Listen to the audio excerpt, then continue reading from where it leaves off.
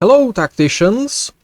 My internet service provider is doing some infrastructure maintenance this week, so my desktop's landline connection is wonky. The weather here is terrible, and I am enjoying an outbreak of the lazy. What a time to be alive. Ugh. Today's video is for Dead192, who asked for one on Mataneo. Mine hasn't begun his mythic journey yet, nor is he strong enough for it, but that won't stop me from having a theoretical look at it and sharing it with you guys.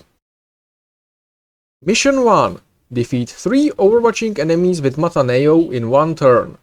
This one is doable in, for example, Elite Mirror KDA 15, but may need some creativity on your part. Let me show you how I went about it. With the mission requiring us to defeat the enemies while they are in the Overwatch stance, we need a little setup. I recommend you do not bring any uncontrollable units such as Overwatchers, Final Vengeancers, Multi-Attackers, or Summons. Start by clearing out all enemies except the Havocs.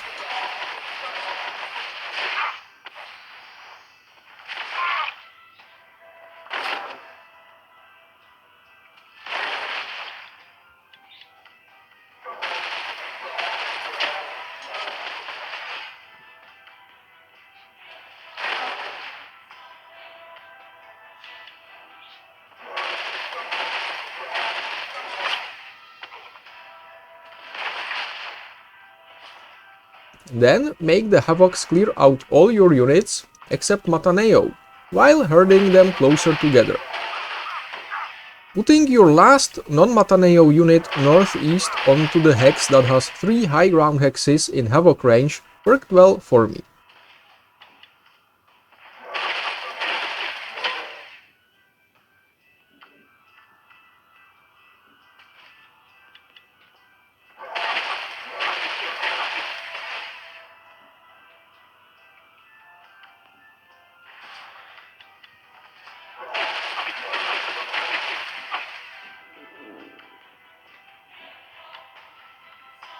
Ideally, your last unit should die to the third Havoc's attack or to the new and wonderful despoiled ground hex, so that the Havocs stay clustered together when they try to pursue your Mataneo, and you can one-shot them all with his active,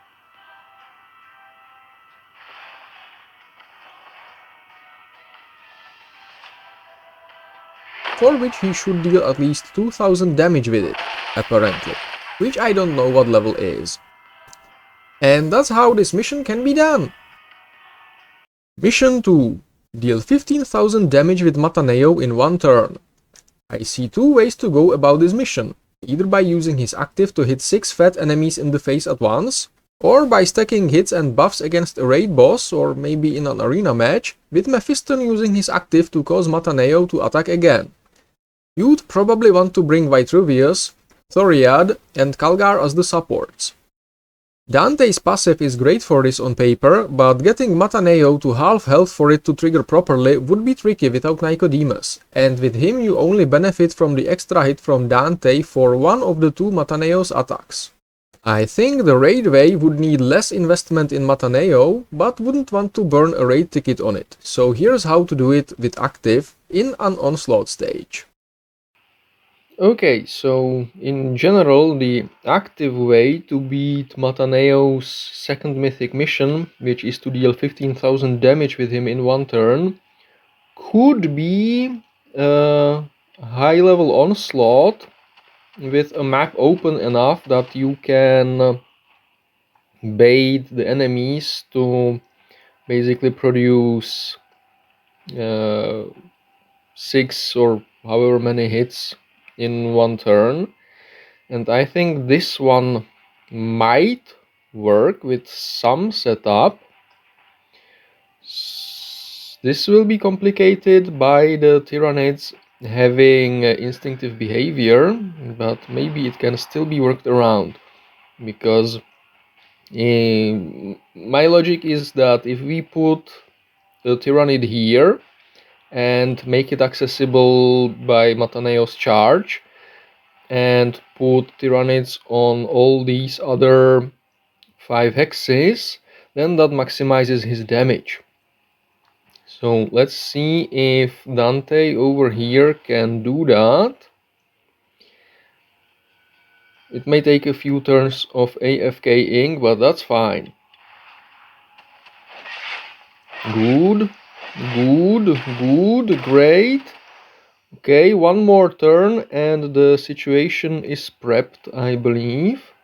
Now, I would like this one not to be there, but it should be fine. Good. Perfect. So now the situation is ready. So step one, or I forgot to mention, you don't want Mataneo to start his turn adjacent to Nicodemus, or at least you want Nicodemus to be able to move to waste his passive heal. Then you want to use Nicodemus's active to bring Mataneo to 50% health to trigger the double damage from his active. Next up, remove the flyer, in my case Dante, and then hit it as hard as you can. Now, if my Mataneo was at a proper level, this probably would have triggered the mission, because the guns do have 3000 HP each. Even, oh, the ranged ones don't. Okay, so that may be a problem. That's 5k. And just about not enough, actually, I think.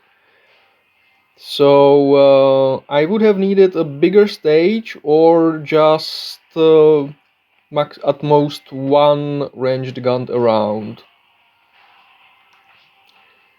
But in theory, this is how we want to set this up. Also, coincidentally, this should complete the 4th Mataneo's Mythic mission, which is to score 7 hits with him in one turn.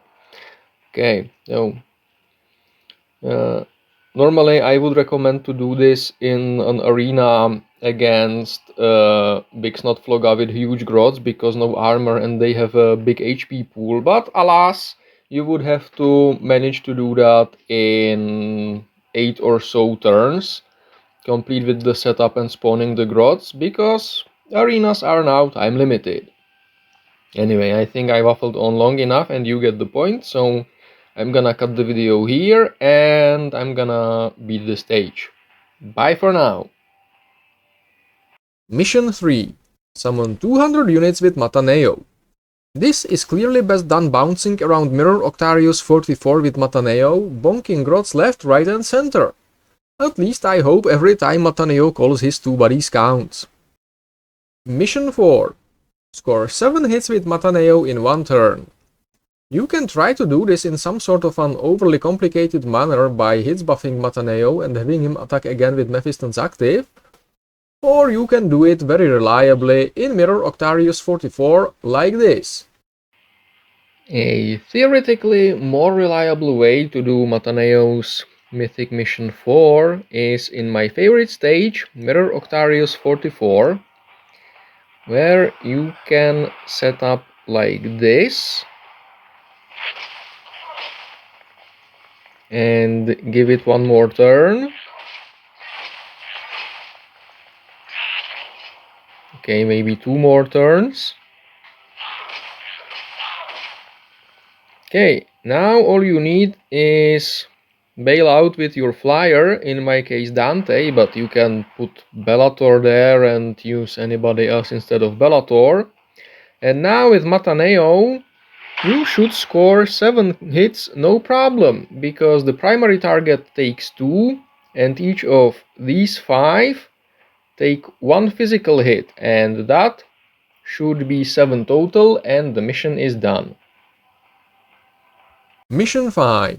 Deal 50,000 power damage with Mataneo. Pure grind. Only the damage dealt to the primary target of Mataneo's active counts, so close your eyes, think of England, and start hitting that button when manually grinding upgrades from any Imperial campaign. And that's how I would go about completing Mataneo's mythic journey if I considered him a high build priority. While his infinity summons are nice in wave modes, I guess, he's not really a raid viable hero, so at least until Snowprint raises the caps in Guild Wars again, I'm perfectly fine with mine being gold. I'll just have to deal with the Extremist Tyranids campaign event without him. And with that, you've made it to the end of this video, for which you deserve a cookie. Thank you for watching, and I'll probably see you again eventually. Kaurin, out.